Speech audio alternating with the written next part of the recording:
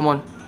Oh no, no, no, no, no. Oh my god. Come on, come on, come on. What's up guys, it's your host Angus here, and today we're going to be taking a look at the brand new King's Cup challenge. Now, yesterday I did part 1 of this video, and today we're going to be doing part 2, which is going to be starting off at 9 wins. Now, the reason why you're not seeing a loss here is because in yesterday's episode, I had 1 loss, but I did finish up the challenge because I was too keen to finish up the challenge. So today we're going to be starting up a new one, and now we are currently at 9 wins and 0 losses.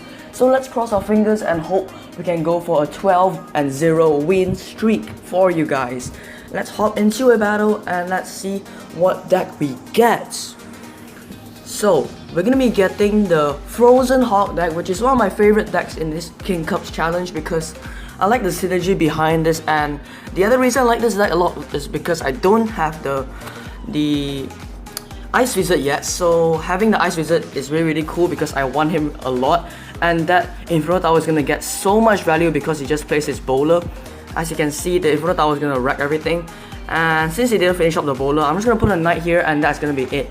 So as you can see on his right tower, it's all the way down to 800 hit points. So what does that mean? That means it's about 4 hawk hits away from being destroyed. So that's very good to know because now we can just send a hog in and do some chip damage. Little by little we can take out his tower easily. So right now he sent a princess at us, and I'm going to be using Spear Gloves to clear his princess out so it doesn't deal too much damage to us, and I think he's going to be placing his Expo really soon. So we're going to be placing our mini P.E.K.K.A at the back because I got nothing else in rotation, and a Hawk Rider right in front of our mini P.E.K.K.A, and that tower is all the way down to 506.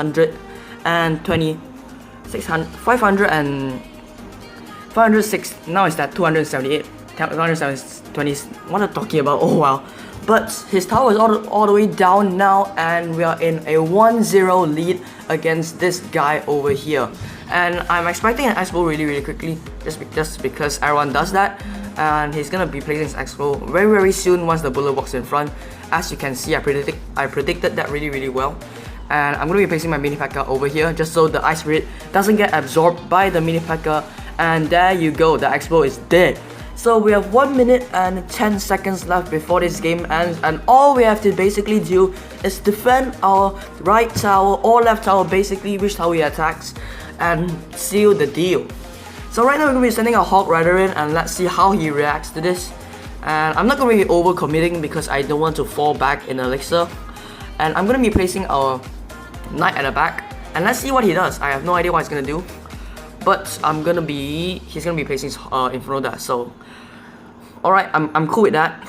And let's just freeze everything up so that doesn't deal too much damage, and place another knight, and that's gonna be melting his Inferno Tower into pieces, guys. And that's basically good game. There's nothing he can do honestly at this point because we're just shredding him right now, as you can see.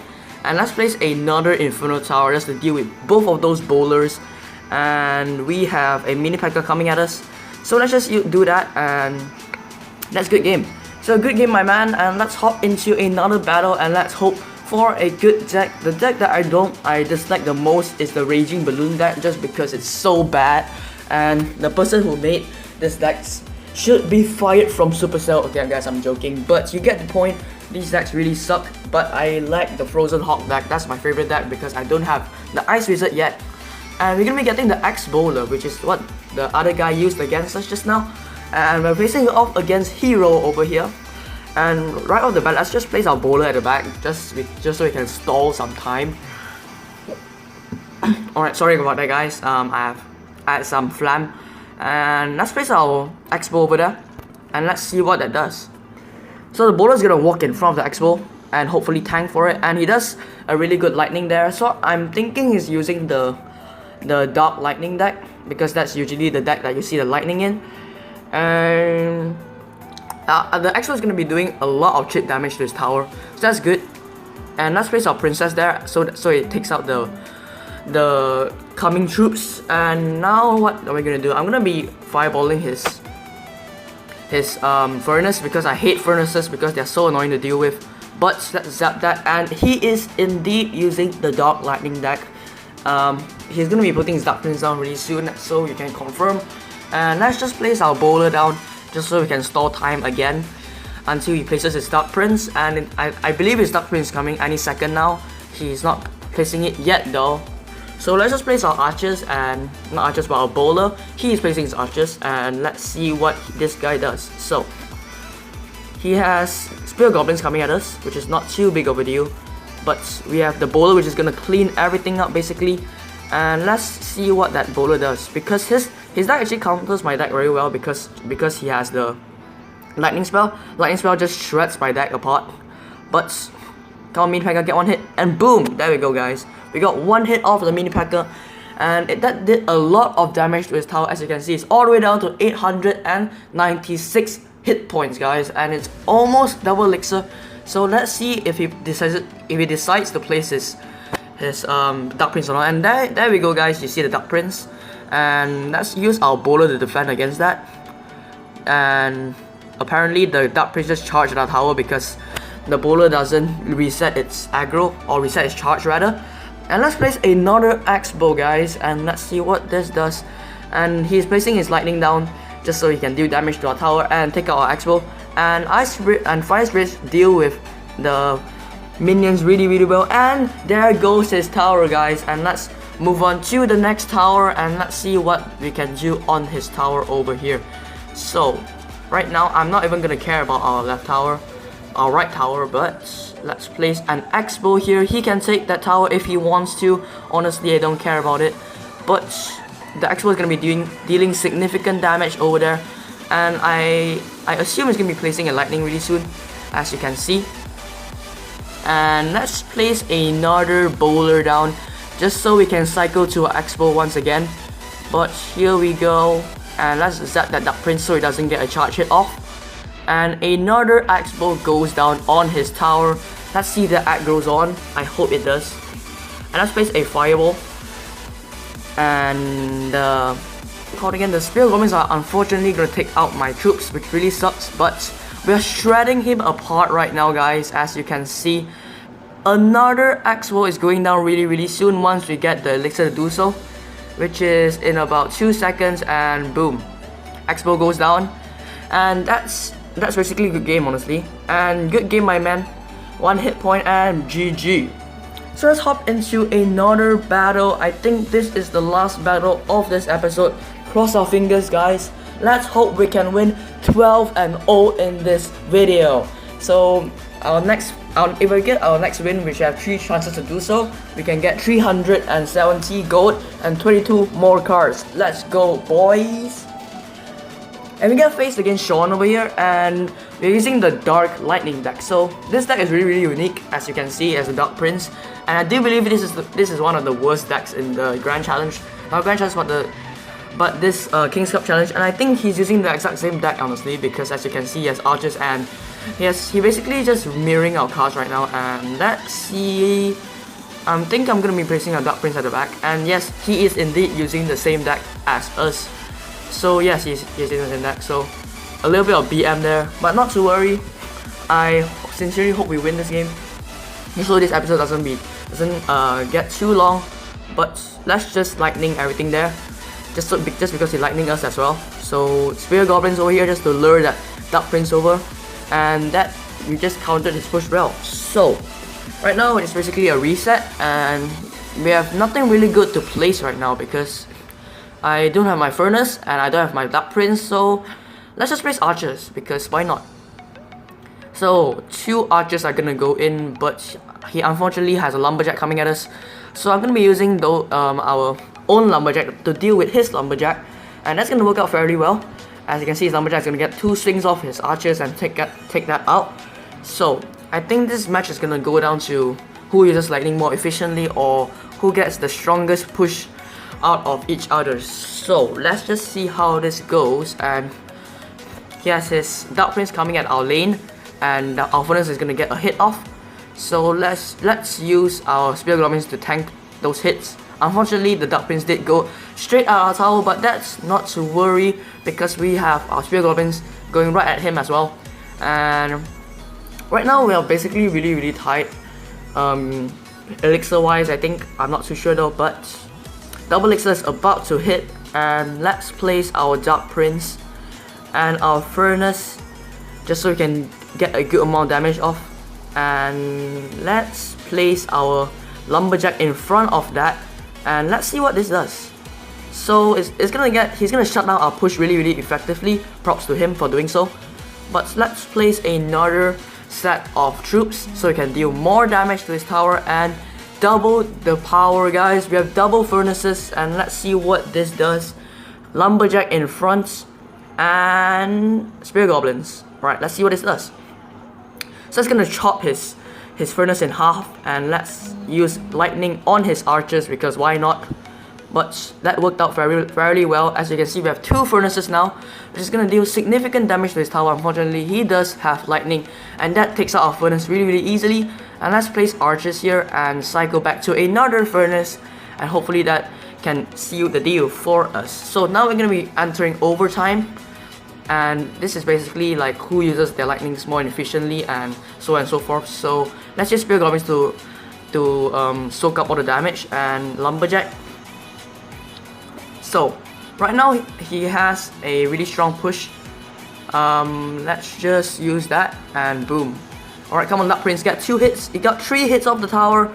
Alright guys, we're closing in on the W over here. Let's hope we get it, boys. We just need 2 more lightning spells and we can seal the deal for us. So right there, let's use another set of Spear Goblins and Mega Minion to defend over there, and let's use, I have no idea what to use honestly, but let's just use lightning honestly, because why not? And that tower is within another lightning range, so if we get a successful push off, we're gonna be winning this game, guys. So come on, we can do this. We can do this, boys. We can do this. Come on. Oh no. Oh my god. Come on. No, we lost. Oh, good game, Sean. Well played, man. Alright, so unfortunately we did lose that game because I was way too greedy, but let's hop into another one and let's hope this time it works out, and let's hope we get a better hand. And we got the Miner, Mirror and Muskies deck. So this deck's really creative, as you can see. It has a Mirror and Musketeers, and let's just see what this guy does. So he's using the Hawk deck, which really works very well, but unfortunately he does have the free spell. Let's just use our Knight then, and now it's basically a reset, and let's just place our Elixir Collector down. And unfortunately he does have the Inferno Tower, which counters my deck fairly well. As you can see, that's gonna chop my Baby Dragon and my Knight in half, so that's good for him. But let's place our Elixir Collector down and let's hope everything goes well. So he does use a poison spell on our Elixir Collector, which is good for us because now we can use our 3 Musketeers safely to defend his push whatsoever. So let's place 2 Musketeers on the side that already has a lot of damage dealt to it. And now let's debate on what we should do, honestly, because I think we should place our Miner on the left and go with a Baby Dragon on the right. So that's exactly what we're gonna do. Baby Dragon on the right side, and he does have a Valkyrie, but our Baby Dragon closing on his tower. That's good for us. And let's place our Zap down. And we have nothing to defend against the Knight, I mean the Hawk Rider, because as you can see we have no buildings except for, of course, our Elixir Collector. But our Elixir Collector doesn't work well against the Hawk Rider because, well, it's not a defensive building, it's just a normal building. So, well, I'm basically mumbling at this point. So let's just place our Elixir Collector down and let's see what this guy does. So, Knight closing in, not to worry. Elixir Collector going down anytime now. And we're closing in on double Elixir time as well, so that's nice. And this guy is going to be using a Knight Freeze combination to take out our tower, so well played on his part, but he's laughing at me right now. Let's make him pay for that. But 3 Musketeers coming down hot on his tower. Let's just place all of them on one side because why not? And let's just see what he does. He does in fact use a poison spell, and his deck counters my deck very well because he does in fact have the Valkyrie. So as you can see, he's gonna place the Valkyrie down, and unfortunately that's gonna counter us very well. And let's just see how this plays out. And let's place another set of 3 musketeers down. And as you can see, our musketeer is chopping his tower right now. And 3 musketeers go down, chopping his hawk in half. But he does have the free spell, which is unfortunate. But let's just use that and place another miner. And come on, we can do this. We can do this, boys. We have 12 seconds left.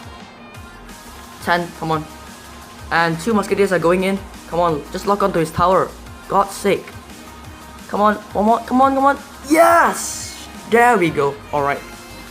So, wow, that was really clutch on our part. But let's place an elixir collector down. And this guy is going really aggressive on his hawk pushes.